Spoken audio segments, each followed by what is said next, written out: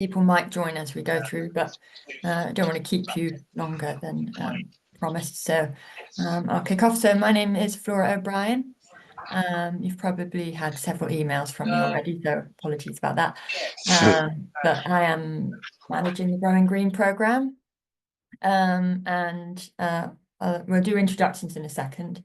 I'll just quickly talk through the agenda. So after the introductions, then we'll go through the Growing Green programme. So with myself, Rich and Rob from Low Carbon Kent, we'll explain sort of what the programme consists of, how it runs. And then we'll have time for Q&A session at the end. So if you've got any questions, please ask them at the end. But if you have anything burning, feel free to jump in whilst we're talking, that's fine. So as I said, I'm Flora O'Brien from, I work at NIAB at East Malling. Rob, do you want to go next? Yeah, so a bit of background noise here. Yeah, so Rob Robinson from Low Carbon Kent. So yeah, this is one of a few other projects that we are running and have run. And good to see a lot of familiar names on the call as well, actually. Thank you, Rob. Rich? Hi, yeah, I'm Rich Izzard. I work with Rob in the Low Carbon Kent team, and I'll be delivering a lot of the training throughout this project and other bits and pieces that I'll talk about later. Ooh, and I'm just going to carry along my screen. So Grace, do you want to tell us a bit about you and your business? Yes, I'm Grace from Goopy. We have a small chocolate confectionery business based in Goudhurst, Kent. Lovely, thank you, Grace. Ooh, Dockyard Jam. I should have your name ready. I don't have your name. Sorry. Could you introduce yourself? Oh, hi. I'm Laura. Nice to meet you. Yes, I'm Dockyard Jam Factory, and yeah, we're based in Rochester in Kent, and we sell jam and chutney. We started in lockdown, and yeah, it's all going well. Lovely, thank you. Sally. Oh, sorry, Sally Oakley. So I've got two Sallys next to each other there. Oh, you're on mute. Yeah, there we go. Hi, I'm Sally Oakey. I run Hawkenbury Flower Farm, which is a new established flower farm based in Staplehurst in Kent. Thank you, Sally. Oakey, Sally Reeves, do you want to say hello? Hello, I'm Sally Reeves from Growing Kent and Medway. I'm working at NIAB East Malling. So I've been doing the, you've probably heard back from me through the due diligence for the applications. Sally. Next up, Ed. Hi, I'm Ed Kirk-Smith, agroecologist, market gardener, educator in Brook near Wye in Kent. Yeah, grow various bits and pieces, microgreens to heritage wheat, lots of stuff. Lovely, thank you. Hannah. Hi, I'm Hannah from J. Myers & Co., which is a family fruit farm growing soft and stone fruit to a range of customers, but predominantly supermarkets. Brilliant, thank you, Hannah. And Andrews.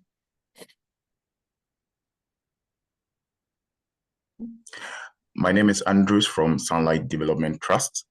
So we've got a garden and a many sheds program we run to help people living in our community. Lovely, thank you. Yeah. Richard. Hiya, I'm Richard. I'm the MD of Fudge Kitchen. We have 6 shops around the UK and a factory just outside Canterbury in Aylsham. Lovely, delicious. Thank you. Lauren. Morning, everyone. Thanks for joining. I'm Lauren, so I look after all the communications and events for Growing Kent and Medway. Thanks, Lauren. And last but not least, Dom. Hi, everyone. Yeah, I work with Lauren and Sally and Flora and everyone at Growing Kent and Medway. Nice to meet you all. Oh, yeah, and watch out for Dom's camera, which will probably find you at some point during the programme. Cool. Well, thanks, everyone. It's really exciting to have you all on board, and look forward to working with you all and sharing ideas and things throughout the process. So moving on, we're just going to cover, I'm not sure how many of you were able to attend the briefing event we held back in February, was it? About the programme. So we'll just go over that now, and it might sort of make you think of some questions you might want to ask at the end. So the Growing Green programme is a sustainability programme with a grant at the end for small and medium-sized businesses in the horticultural and food and drinks businesses in the Kent and Medway area. And the whole purpose of the programme is to help you find ways to improve the sustainability of your business, be that through reducing your reliance on fossil fuels, finding more sustainable resources to produce your products, or even repurposing waste, so taking waste streams and giving them a sort of new lease of life, and reducing your waste. So the programme is run sort of through these different sections you can see on the left. So there's the training. So Rich is going to talk you through the sustainability training programme you'll do. So that's a 2-day course. And then following on from that, you'll then do a couple of forms. So if you've got the needs assessment form, followed by your action plan. There will be several opportunities for knowledge exchange. So a couple of you already attended our showcase visit last Thursday, which was to Fraser's. And we'll talk about at the end about the showcase visit we'll be hosting for your cohort. But yeah, based on sort of availability of spaces, there could be opportunities to attend later showcase events as well. So Flora, are you you're not sharing at the moment? Oh, am I not? Oh, I'm so sorry. What I was. There we go. Can you see that? Oh, hang on. You see that? Yes? Yeah. Yeah, okay. I'm so sorry about that. But yes, this is the image I've been talking about. And then at the end, you can apply for your grant of up to £7,000 match funded grant. So we'll talk through the application process for that as well towards the end. So Rich, do you want to take over this bit? Yeah, so we'll be running the one of the first parts we'll be doing for this program will be the IEMA course. So you'll get a 2-day IEMA accredited course. We're an IEMA accredited training centre in Low Carbon Kent at KCC. So you have a 2-day course, and it will cover those topics at the bottom there. The first one's very much more general day, but it's a really good opportunity. We'll do that in person at East Malling, and it's a really good opportunity to get some networking going with other people on the course. Or the first cohort that we had already, we've had some really good networking going on. They've already visited each other's kitchens and things like that. So it's really worthwhile that day in person. Then the second day will be online, and it's a little bit more kind of data driven and looking at the value chain and a bit more about circularity in depth. We can move on to the next slide, please. Thank you. Then after that, we will run a needs assessment with you. This is generally going to be about an hour call. And I will probably do that. It will either be me or one of my colleagues. Most likely it's going to be me, because it gets really good continuity through the project, and I've already been talking to you within the training session. And we'll look at your current projects, any operations that you might have, any thoughts about what you want to do with the grant in this project. And this will kind of build towards creating your sustainability action plan, which will be the next part of this. But so in that sustainability action plan, we'll kind of outline 3 goals with the idea that you work towards one of them for your grant. But it's really important to have more than one idea. Firstly, just in case that if you only have one idea, it might not quite work, or it might not get approved. So we have a few different ideas, and it gives you something to work towards afterwards, after we've done this grant project as well. It gives you some other ideas there. And it's a really nice, easy sustainability action plan to work through. It shouldn't take too long to do that. We have a list of eligible expenditure that you can have a look through to give you some ideas and to check whether your idea for your grant is going to be eligible. It's not an exhaustive list. If you think that there's something, there's probably things there that we might have missed out in specific areas of sustainability. If you think that it's not there and you're wondering whether it's eligible or not, please do just come to us and we can give you an answer as to whether we think that's going to be eligible for your grant on this project. So then we move on to the actual grant application, where you provide a bit more of a project overview, a plan of that project, giving some timelines and costs and what you think you're going to get out of it, any potential risks, and then the kind of savings you're going to get from it. And you can claim up to £7,000 worth of grant funding for that. That must be match funded, so it's going to be, that match funding is going to come from you, but we can use your time that you've spent on the training program and on the needs assessment and on the action plan and any of those other bits. We can work that out together and work out how much that would come to, and we can kind of use that as part of the match funding towards that. Ideally, if you can provide at least 1 or 2 quotes for the things that you're going to be spending money on, just so that we can see that you're getting best value and really thinking about the project. Cool. Thank you, Rich. So yeah, about the showcase visit. So we've got this booked in for Thursday, the 8th of May, probably starting around 10 o'clock in the morning, finishing about lunchtime. We'll be going to, excuse me, Smurfit Westrock out in Snodland. So they're a sustainable paper and packaging producer. So it'd be quite an exciting visit, visiting where they make their packaging products. And they're all about sort of sustainability, using renewable and recyclable and recycled materials in all their products. So it promises to be a really exciting and insightful visit. Rob, I believe you've visited before. Do you want to add anything about it?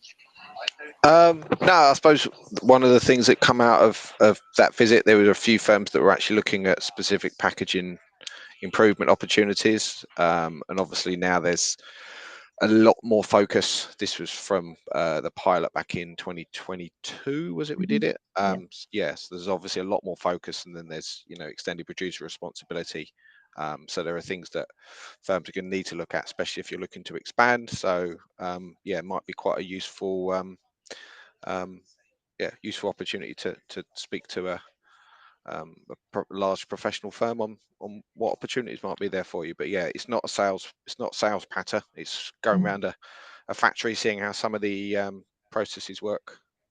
Yeah, a bit of a myth busting exercise, actually. Quite nice. Yeah. Cool, thank you, Rob. And yeah, so don't worry if you're not able to make that date. There will be other visits to other businesses later on during the Growing Green program. So just let me know if you're not able to attend. But yeah, that's it from us. So we're now we've got 10-15 minutes for any questions or anything you'd like to know more about. Feel free to unmute yourself or type in the chat if you prefer.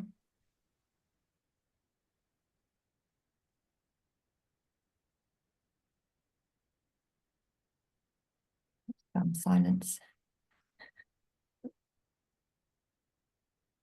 Has anybody got any ideas of what projects they would like to do for their grant? Sally? Yeah, the reason I was really interested, and I'm hoping that this kind of fits the scope of what we're doing here. I have a problem with irrigation. So my flower farm obviously needs water, and although I use IBC tanks and water harvest over the winter, already they're forecasting a possible drought this year. So I won't have enough water to keep the plants sustained. So my thought was that I would need to hopefully mole under my 2-acre field to get to the flower farm, put in a standpipe there, but then use special irrigation systems that only then release a certain amount of water and goes right to the place that it's needed. I was looking, researching it the other day, and it was saying that it was something like 48% more effective than a watering can, which is what I currently have to use. So it to me, it would make a massive saving, not only on the amount of water I'm using, but obviously on the cost implication of using that much water to keep the plants alive through the summer. So I'm hoping that that's the kind of idea that the grant could help cover. I'll take this one if you want. It sounds good news, Sally, I think, because yeah, that is exactly what we're looking for. So it isn't just what irrigation system can I just get off the shelf. There could be an element of developing a little bit of smart control into that as well, as to when things are pumped over and not. So yeah, I think that's the sort of thing that we would like to look at. Certainly, if there's a tangible saving, and it's going to help with the wider issues that we have got specifically in Kent as as quite sort of boom or bust in terms of rainfall. Well, also the other thing that was quite interesting, again, because I'm a member of Flowers from the Farm, a lot of people share ideas on that group too. And of course, we have no electricity at the farm either. So then it's like, okay, so do I need to look at a solar solution to then you could have put a solar powered timers on pump, the irrigation and so I hadn't even thought of that, but that's going to make it even more effective, isn't it? Certainly as well. I mean, we've helped in the previous cohort. There's a firm there that we helped they're very much off grid. So I know they focused a lot of their benefits around whether they could boil the kettle or not, but there's obviously other elements of their operations that are supported by that. But yeah, something like that. You add a few of these together, that is truly innovative. So absolutely, Thank sounds you. good. And I suppose we'd save your back quite a lot of work if you're watering everything by hand with a watering can. I see Mo has just joined. Mo, I'm afraid we're quite near the end, but you can still ask questions. The session has been recorded, so don't worry, you will be able to watch it back. I'm trying to find a microphone. Firstly, Yes. so sorry for being late. I struggled to find the link, and it was in the original email. So apologies, everyone. It's it's very yeah. Sorry about that. Shall I quickly introduce myself? Yes, that'd be great. Thank you. Okay, so my name is Matt Ogilvie. I'm the director of Green Hub Recycling. We're a plastics recycling company in Kent. Good to meet you. Good to meet you, Matt. Thank you. Any other questions, ideas they want to share? See if they're. We're just talking about project ideas, Matt, for the grant. I can jump in here. So, someone got in there first. I'm looking at composting. I mean, I've been using various composting systems for a number of years now, but I do seem to come across lots of local waste products and from other businesses as well. So just like really wanting to build on that sort of circular waste economy and be able to process and local waste streams. So I've got a school right next door who I've done some work with in the educational way, but it'd be really nice to get a composter unit installed there that would work with the kids to produce some nice compost that I could then use to grow on the farm or help the school garden there. Yeah, that sounds great. And you're actually hitting as well the social value commitment aspect of the program as well, which is, I think it's a 1 day. We ask for to contribute to social value, so that either is working with your local community such as schools, or working with our comms and marketing team to do some to discuss your time on the Growing Green program. But that sounds fab, and it's hitting both things with the social value and the sustainability aspect. So that's brilliant. Yeah, it sounds really good. Ed, just to add to that, one of our colleagues works in the Greener Kent School. She runs the Greener Kent Schools program, so we can put you in touch with her if you're interested in speaking to other schools and ones with sustainability leads, and many of them are putting in climate action plans at the moment, so that might be worthwhile. Super. Hannah, did you have?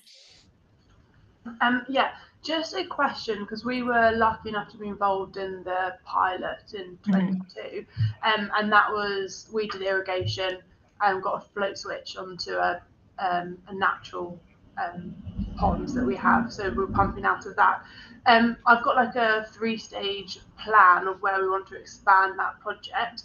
Could we use this funding towards that, expanding that project, or do you know if it would need to be a different, related to something different? I don't know if anyone knows the answer to that. I think it should be fine. I mean, as long as it's not a complete like carbon copy of what you did with the first one. Yeah. If it's adding to it, which sounds like what you're saying, then I think that's ideal, really. That's exactly the kind of thing we want to see. So yeah, it's looking back at those sort of actions you would have done in your original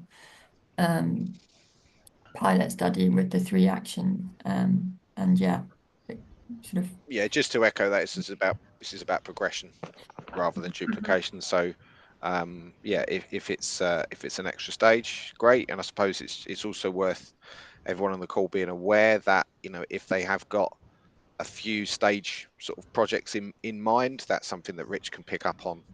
And also some of what you would have as discrete projects actually could link together as well. So, you know, we do need to bear in mind that that yeah, it's, you know, these things don't necessarily work in isolation. So yeah, sounds good. Thanks. And just to add to that as well, it doesn't, if you're spending a small amount on one project, you could potentially put in a couple of different things into this grant application. So it could be 2 mini project kind of going into the grant application, as long as they both fit the eligibility criteria.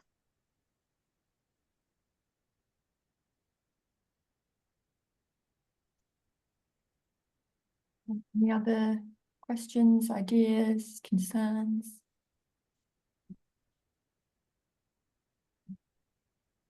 No, Matt, did you want to ask, was there anything you had in mind? Yeah, lots of things. Really, potentially.